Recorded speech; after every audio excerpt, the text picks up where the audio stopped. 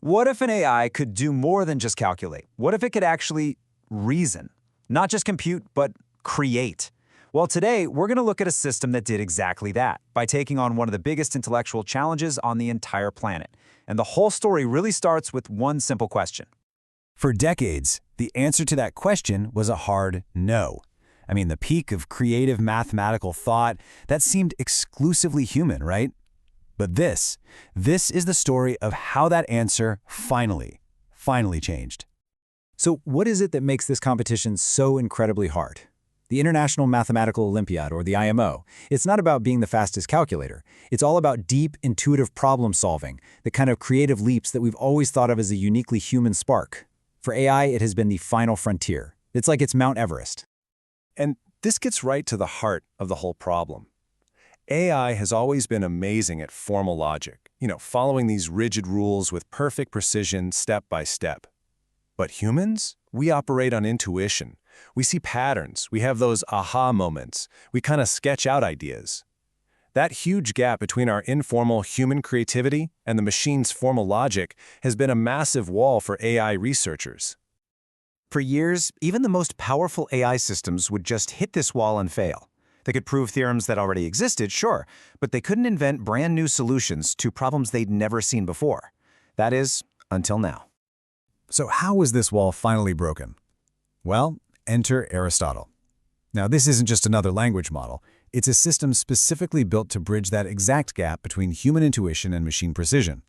And it's already changing how real-world math gets done. At its core, Aristotle isn't just one single thing. It's a hybrid system. It's designed to think like a person, sketching out ideas in natural language, but then it proves those ideas with the unbreakable logic of a machine, using a formal language called Lean 4. And this quote from its creators just illustrates the core philosophy perfectly. It's not about replacing one kind of thinking with another. It's about combining their strengths to create something way more powerful than either one could be on its own. So how does it actually work? Okay, the best way to think about Aristotle is not as a single AI, but more like a perfectly coordinated team of specialists. Think of it as having three distinct brains all working together in perfect harmony. And this whole team approach is what lets it attack problems from all these different angles, combining that high-level strategy with really deep specialized knowledge. So let's meet the team. First up, you've got the strategist. This is the part that thinks like a human mathematician. It looks at a problem and goes, okay, here's the big picture. Then it breaks that giant problem down into smaller, bite-sized, provable steps, which are called lemmas.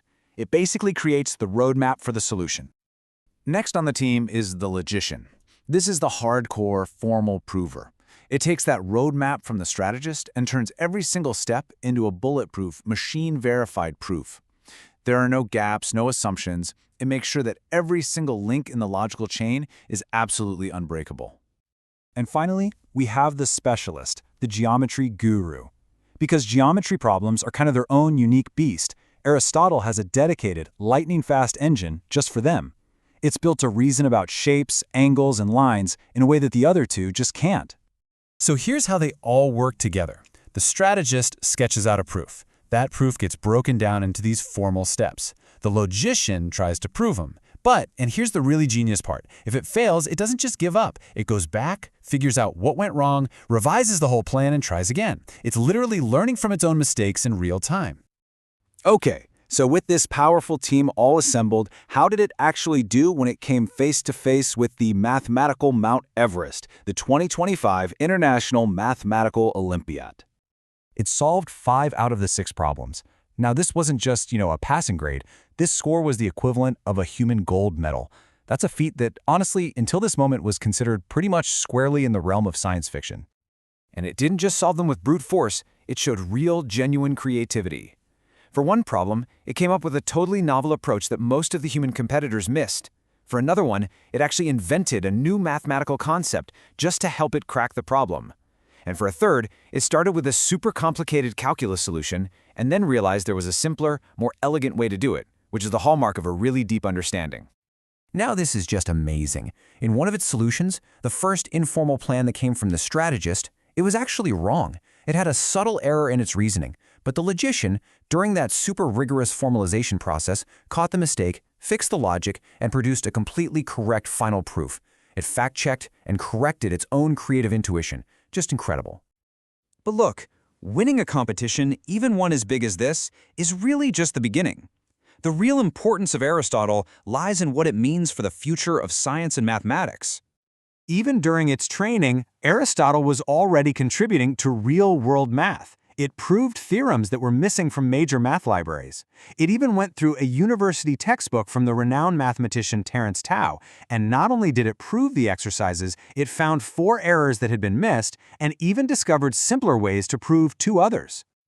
And ultimately, that's the key takeaway here. Aristotle isn't just a problem solver, it's a collaborator. It's a tool that can help human researchers check their work, find hidden flaws in their logic, and maybe even discover entirely new avenues of research. This really is a glimpse into the future of discovery. Which leaves us with a really fascinating question. After conquering the peak of creative mathematics, what's next? What other seemingly impossible human challenge should we be aiming these powerful new reasoning tools at? Let us know what you think.